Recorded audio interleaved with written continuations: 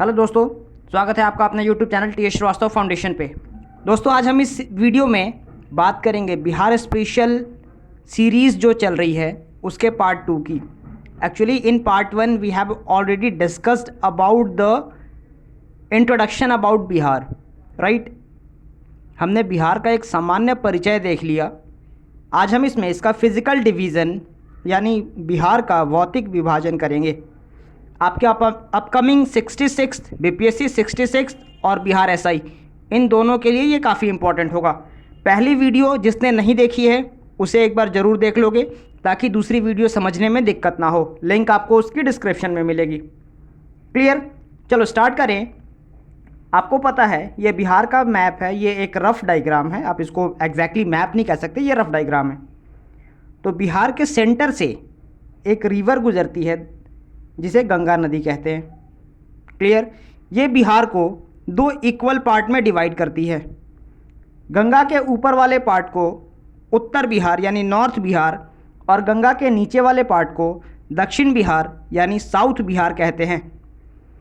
ध्यान से समझना इस चीज़ को। बिहार के बीचों बीच गंगा गुजरती है।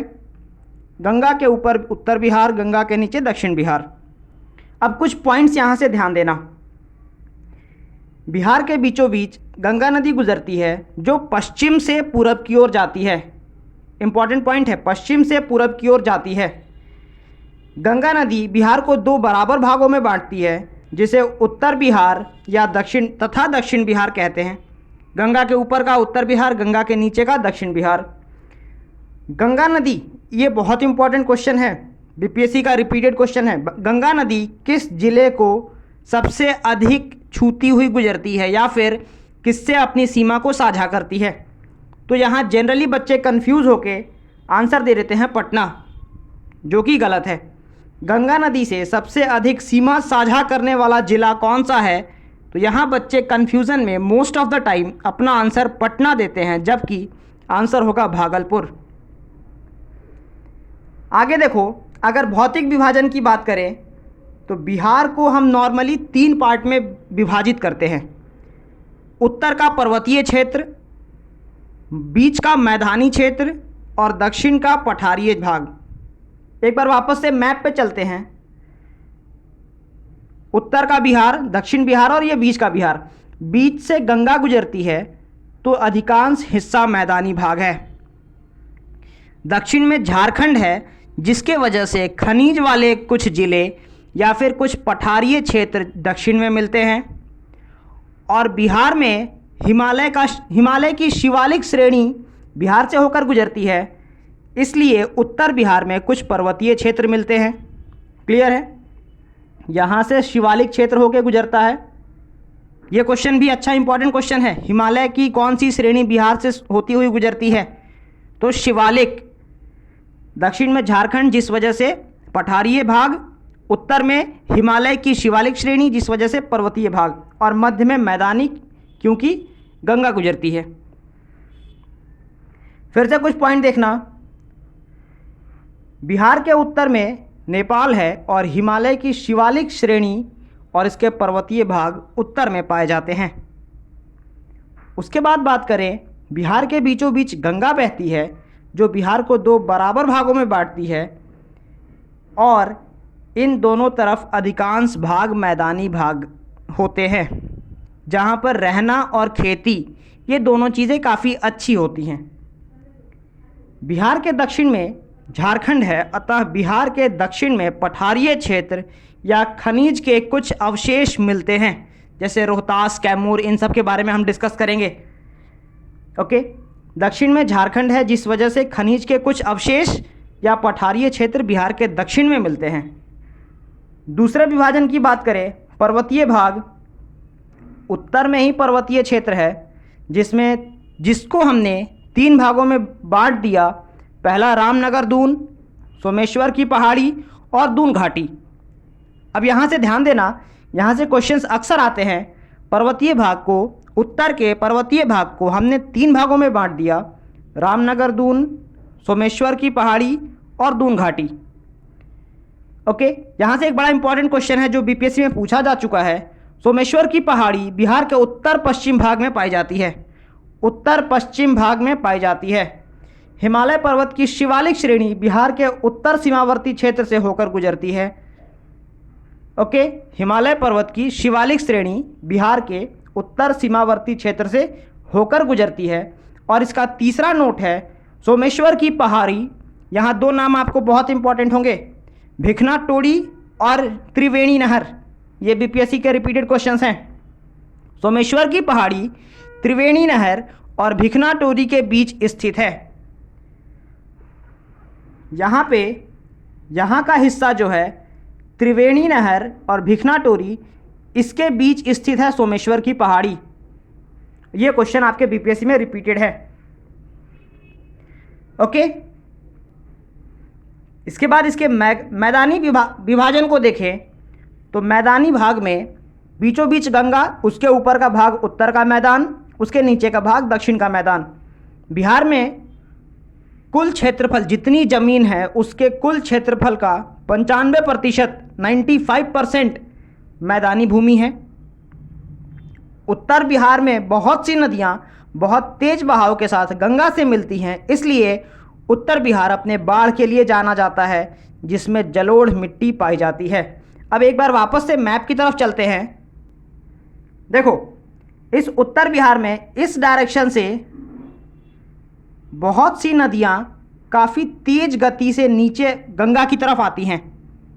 ऊपर से नीचे आ रही है तो स्पीड बहुत तेज होगी ना, काफ़ी तेज गति से आती हैं, जिस वजह से उत्तर बिहार के इस इलाके में, उत्तर बिहार में अधिकांशतः बाढ़ की स्थिति बनी रहती है। इसलिए उत्तर बिहार अपने बाढ़ के लिए, और चूंकि इधर बाढ़ की स्थिति होती है, इस वजह से उत्तर बिहार जलोढ़ मिट्टी के लिए जाना जाता है। ये दो क्वेश्चन यहाँ से बनते हैं, कई बार एग्जाम्स में आ चुके हैं। उत्तर बिहार अपने बाढ़ के लिए, और कौन सी मिट्टी, तो जलोढ़ मिट्टी। क्लियर। दूसरे नोट में हम बात करेंगे, दक्षिण बिहार से भी कुछ नदियाँ आती हैं, लेकिन इनकी रफ्तार बहुत कम होती है, जिस वजह से जल का स्तर थोड़ा सा कम हो जाता है। इसलिए दक्षिण बिहार अपने सूखे के लिए जाना जाता है ना। अब यहाँ से दो क्वेश्चंस आपके बन गए। उत्तर बिहार बाढ़ के लिए जाना जाता है, बाढ़ के लिए जाना जाता है तो खेती अच्छी होगी, मिट्टी जलोढ़ होगी। दक्षिण बिहार अपने सूखा के लिए जाना जाता है, खेती कम होगी। ओके, अब यहाँ खादर बांगर का भी कॉन्सेप्ट हम लोग डिस्कस करेंगे। चलिए वापस से नोट पे चलते हैं। उत्तर बिहार से बहुत सी नदियाँ बहुत तेज बहाव के साथ गंगा से मिलती हैं, इसलिए उत्तर बिहार अपने बाढ़ के लिए, और मिट्टी में कौन सी, जलोढ़ मिट्टी। दूसरे नोट में देखो, दक्षिण बिहार की नदियाँ झारखंड या विंध्याचल श्रेणी से आती हैं, इसलिए इनमें वो गति नहीं होती, जिस कारण से दक्षिण बिहार अपने सूखा के लिए प्रसिद्ध है। उत्तर बिहार में जलोढ़ मिट्टी पाई जाती है, जिसे नवीन जलोढ़ मिट्टी या फिर उसे खादर भी कहते हैं। ठीक है, ये पॉइंट भी काफ़ी इंपॉर्टेंट है। नवीन जलोढ़ मिट्टी जो उत्तर में पाई जाती है उसे खादर कहते हैं, और ये अधिक उपजाऊ होती है। दूसरी तरफ दक्षिण की बात करें तो दक्षिण में पुरानी जलोढ़ मिट्टी पाई जाती है, जिसे बांगर कहते हैं, और ये खादर के तुलना में कम उपजाऊ होती है। ऐसा नहीं कह सकते कि बिल्कुल उपजाऊ नहीं होती, लेकिन खादर की तुलना में बांगर कम उपजाऊ होती है। खादर नवीन जलोढ़ मिट्टी है और बांगर पुरानी जलोढ़ मिट्टी। मैदानी भाग के बाद बात करें इसके पर्वतीय क्षेत्र की, पठारी क्षेत्र की, माफ़ कीजिएगा, पर्वतीय क्षेत्र उत्तर में, मध्य में मैदानी भाग और दक्षिण में पर्वतीय क्षेत्र। दक्षिण में पठारीय क्षेत्र। दक्षिण का पठारी भाग यानी कि छोटा नागपुर पठार का एक अंश है। दक्षिण का पठारीय भाग किसका अंश है? छोटा नागपुर पठार का एक अंश है, जिसके कारण दक्षिण बिहार में कुछ सीमावर्ती जिले जैसे कि कैमूर, रोहतास, औरंगाबाद और भी कुछ ज़िले जहां खनिज पाए जाते हैं, इनमें से सबसे इम्पोर्टेंट क्वेश्चन जो कई बार एग्जाम्स में रिपीटेड है, बिहार के किस ज़िले से सबसे अधिक पाइराइट मिलता है? तो रोहतास से। या फिर इस क्वेश्चन को इस तरीके से पूछा जा सकता है, पाइराइट्स किस ज़िले से मिला? तो रोहतास से। तो रोहतास से क्या मिला? तो पाइराइट।